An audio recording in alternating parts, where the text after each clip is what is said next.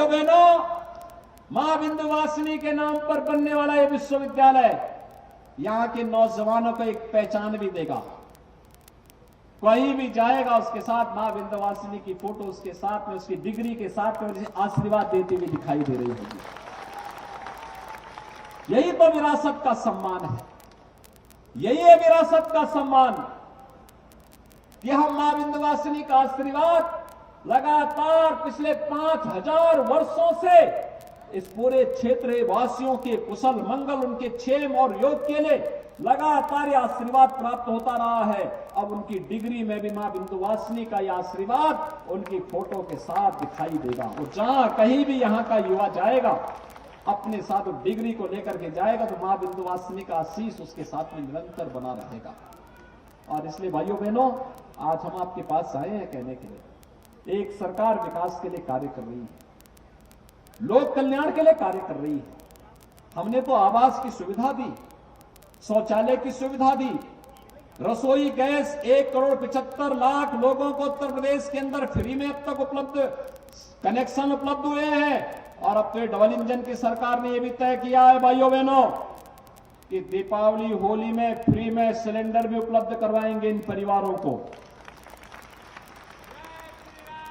भाइयों बहनों, आज क्या नहीं है उत्तर प्रदेश में और क्या नहीं है मिर्जापुर में। ये डबल इंजन की सरकार डबल स्पीड के साथ कार्य कर रही है। और इसलिए जो लोग पहले आपके विकास में बाधा पैदा करते थे, जो बैरियर लगाते थे, जिन लोगों ने गरीब कल्याणकारी योजनाओं में डकैती डालने का काम किया था, जिन लोगों ने आपको एक एक बूंद पानी के लिए तरसाया था, आज उनको एक एक वोट के लिए तरसाइए।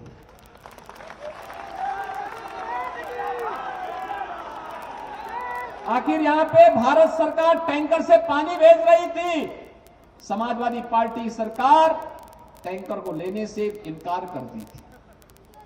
प्यासा यहां के लोगों को छोड़ा था। हमारे यहां पे मान्यता है कि प्याऊ लगाया जाता है लोगों को पानी देने पीने के लिए। कोई भी आ जाए, उसकी जाति, उसका मत, उसका मजहब नहीं पूछा जाता।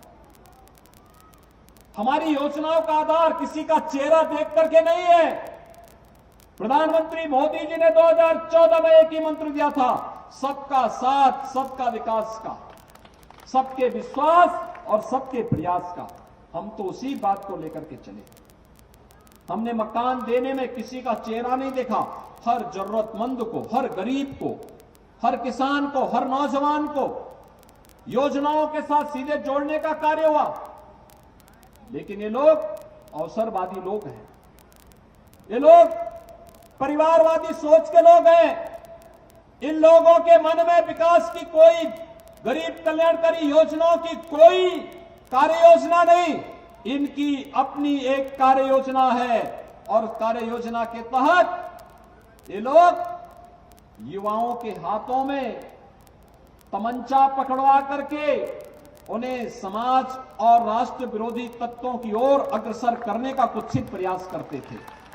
आज भाइयों बहनों, उत्तर प्रदेश के युवाओं के हाथों में कोई तमंचा नहीं पकड़वा सकता। आज उत्तर प्रदेश के युवाओं के हाथों में टैबलेट है, टैबलेट। 2 करोड़ युवाओं को टैबलेट देने का काम किया जा रहा है। दोनों मंत्री यहां मंच पर बैठे हैं, तकनीकी शिक्षा के मंत्री आशीष पटेल जी भी और औद्योगिक विकास के मंत्री नंदगोपाल नंदी जी भी, दोनों यहां मंच पर बैठे हैं जो लोग इस कार्य को कर रहे हैं। 2 करोड़ युवा, दुनिया के अंदर 2 करोड़ तमाम देशों की आबादी नहीं है।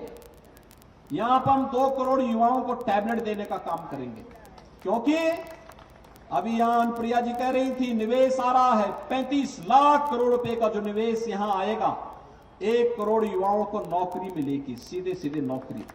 उस युवा को तब तक उसके टैलेंट को टेक्नोलॉजी और ट्रेनिंग के साथ जोड़ने का ये हमारा माध्यम है।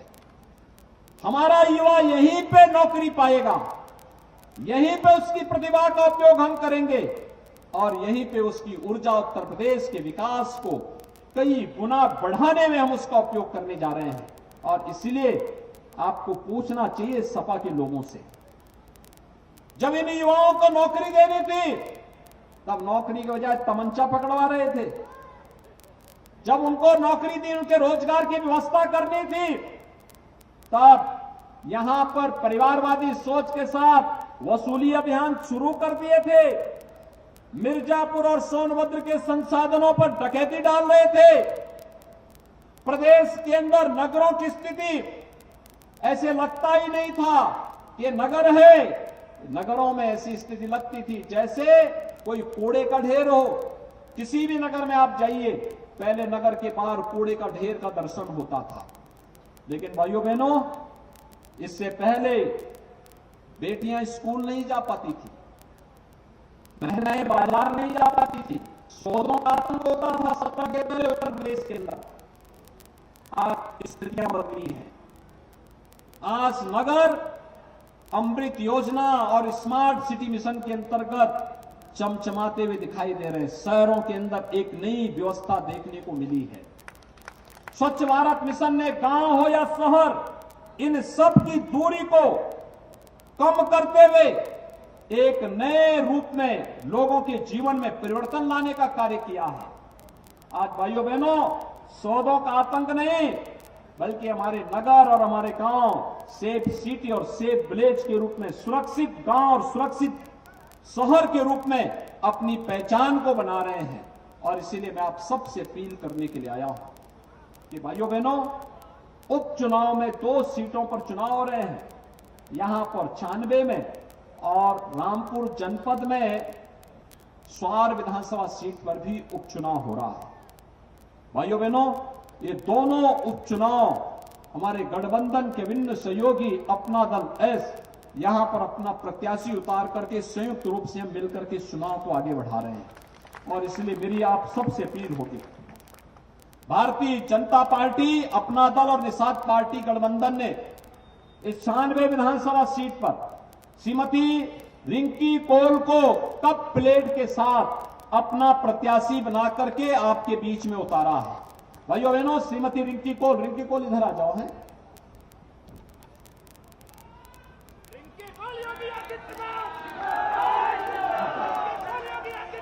ये हमारे गठबंधन की कप प्लेट के साथ प्रत्याशी है 96 विधानसभा सीट पर।